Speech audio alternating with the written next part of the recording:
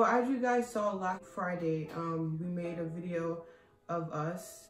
We made a video of Anisha saying a scary story from her life.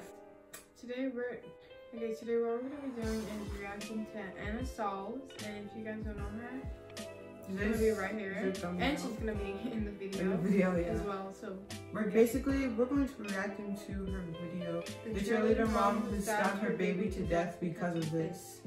So we'll display the video right here, and after we react to the video, we'll talk about it. You know, get our opinions, and then we'll be done. What's your deepest, darkest secret, and what would you do to protect it? This girl was so desperate to protect her secret that she did something so horrible that shocked the entire community. Let's dive in. Jessica Coleman was the envy of all girls her age. She was pretty, popular, and a star athlete at her school. She was also very smart and got good grades in class. But then she did something that she would regret for the rest of her life. During her freshman year in high school, Jessica started going out with a guy called Tom Trulson. Tom was a senior and a popular basketball star, so Jessica felt flattered that he would even ask her out. Things got really serious between these two, and just a few months into the relationship, Jessica missed her periods. At first, it didn't seem like such a big deal since she was used to having an irregular cycle, but by the 5th month, Jessica began to worry. She and Tom bought a pregnancy test at the drugstore, and her worst fear was confirmed. She was pregnant at only 15. Jessica was crushed. She felt but doesn't that kind of feel like both of them their fault? Like, I don't think she should be crushed. Yeah. I mean, I don't want to put the blame on it and sound biased because I'm a girl, because, you know, that's not how I am. But, like, he was a senior, so he should, I mean, that doesn't justify, you know, her actions as well. She still should know better, considering which, you know, she was getting herself into. Both of them did. But I feel like the guy should have been a little bit more protected, especially knowing he's a senior and she's a sophomore. And I also feel like, yeah, they should be, like, a little bit more responsible. And I also feel like since he's 15, she's a little bit too young. Because isn't the age of consent 16? Pretty sure it is. Yeah. I think it's like 18, so. Yeah. Alright, let's continue. her whole world had stopped. What was she going to do now? What would happen to her future? Her parents would be devastated. Everyone in school would talk about her. She felt like she was living in a bad dream and could not wake up. She wanted so badly for the test to be wrong and thought that maybe if she ignored it, it would go away. But of course, it didn't. And she and Tom had to find a way to deal with it. They decided they were going to keep it a secret as long as possible. They even went to extra lengths and did some really desperate things to ensure that no one noticed anything. I would stand on my stomach to prevent it from showing it all, and I lived in such a deep denial that whole entire time. And the two actually got away with it. They managed to fool everyone, including their teachers, friends, and parents. No one suspected anything as the two teenagers went about their days quite normally. Jessica attended all her classes, cheerleading practices, played soccer, and even managed to score 7 points at a basketball game. Yeah, I can hear some of you asking, how is that even possible? But it happens. Some women just don't change much when pregnant. This usually happens if the woman is physically fit and has strong abdominal muscles, and also if the baby is just small. Jessica also had an eating disorder at the time, so she didn't gain any weight. In February 1999, Jessica was having a normal day in school when she suddenly started experiencing labor pain. She called her mom and told her she was having some menstrual cramps. Her mom dropped her off at home and then returned to work asking if she would be okay. My cramps started getting a lot worse after being checked out a few times by my mom. Felt like I needed to use the restroom, and when I went to push, it says it fell out in the toilet. Jessica and her new baby boy were both in bad shape. She lost a lot of and could barely walk to her bedroom. While trying to walk from the bathroom, she collapsed and fell on her newborn. I had blacked out, I believe, from losing so much.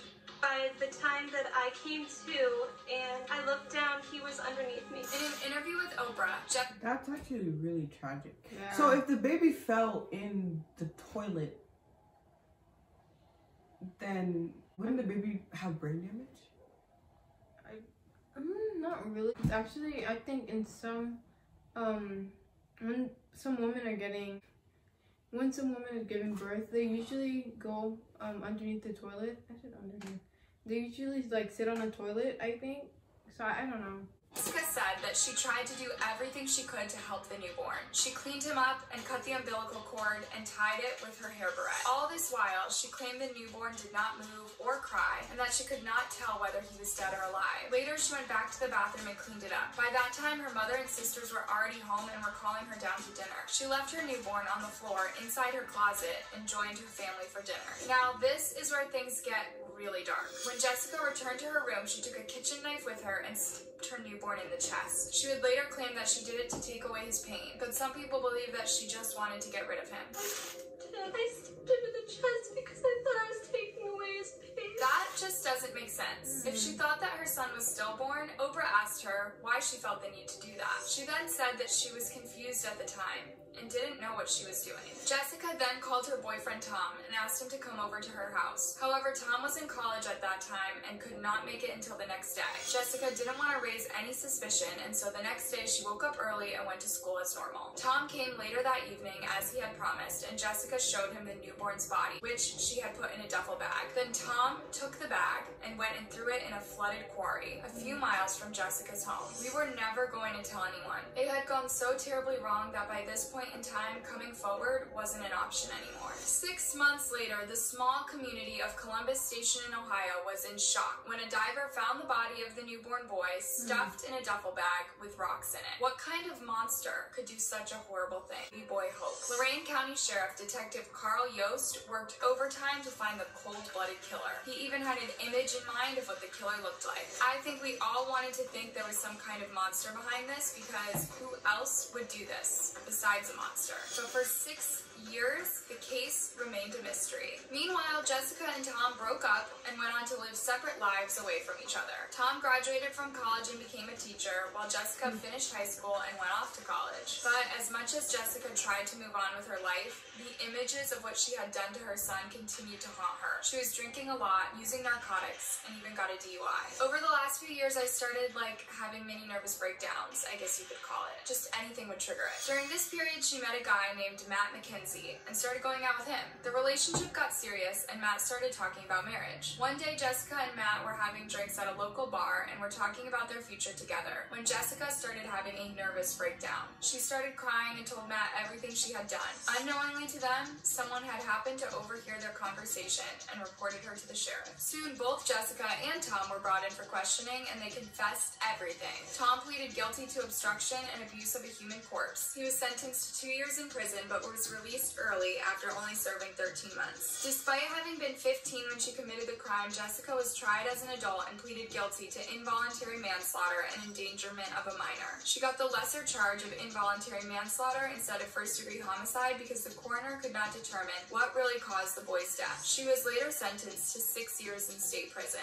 This case is just insane. And the craziest part, it's not even the only one. Just a few years ago in 2017, another high school cheerleader by the name of Brooke Skylar Richardson secretly gave birth at her home in Ohio and then buried her daughter in her backyard. Just like Jessica, Brooke managed to fool everyone, including her parents. She just looked normal throughout her pregnancy. This is a picture that was taken on her prom night, and she gave birth 2 days later in the middle of the night. So the girl just went through probably the most excruciating pain in the world silently, so no one will hear her. How crazy is that? She later claimed that her daughter was stillborn, and that's why no one heard her crying. Brooke was later charged with involuntary manslaughter, endangering a minor, and abuse of a corpse. She was not guilty of all serious charges and was released after only having spent 7 days in jail. These two girls were willing to go to extreme lengths just to hide their mistakes. They made decisions that not only risked their lives, but also made the situation even more horrible. I get that they were desperate, but what they did was just on another level. Sadly, these cases are very common, and that's why laws such as the Safe Haven laws, also called Baby Moses laws, have been introduced to help protect these poor babies. The laws allow a mother of a newborn to unanimously leave their unwanted newborn baby in a safe place such as a hospital, police station,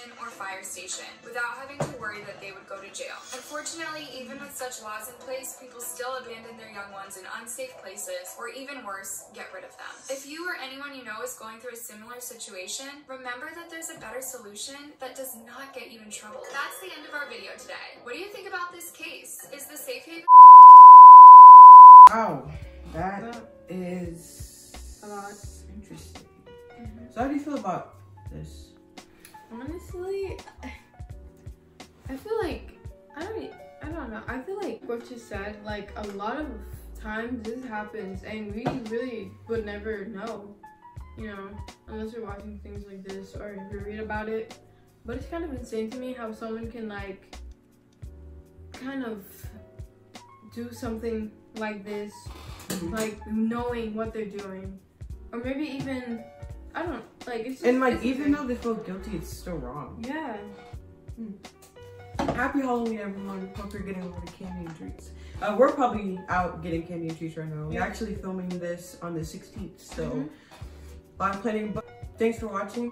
And watch out. I don't know, ask questions.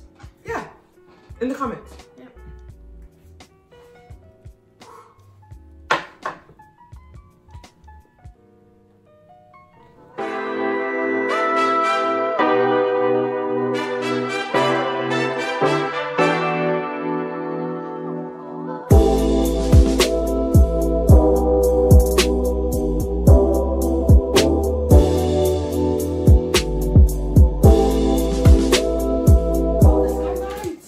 We can put this in when the lights turn off.